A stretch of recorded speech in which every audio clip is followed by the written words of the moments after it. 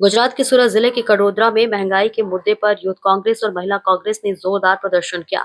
महिलाएं gas cylinder और तेल के डिब्बे लेकर सड़क पर उतरी और चक्का जाम कर सरकार के खिलाफ जमकर नारेबाजी की।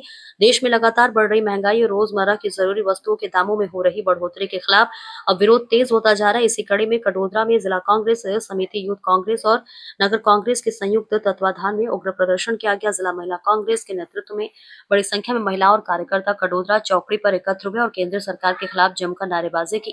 प्रदर्शन के दौरान कार्यकर्ताओं ने गैस सिलेंडर, तेल के डिब्बे, प्लेकार्ड और बैनरों के जरिए महंगाई के खिलाफ अपना गुस्सा जाहिर किया। यूथ कांग्रेस कार्यकर्ताओं ने महंगाई के विरोध में विभिन्न स्लोगन लिखे प्लेकार्ड भी दिखाए। कडोदरा चौकड़ी और अम्बेडकर सर्कल के पास कुछ समय के लिए चक्का जाम कर विरोध दर्ज कराया गया, जिससे यातायात भी प्रभावित हुआ। इस दौरान महिला कांग्रेस, जिला कांग्रेस समिति कडोदरा, नगर कांग्रेस और यूथ कांग्रेस के कई पदाधिकारी और कार्यकर्ता मौजूद रहे।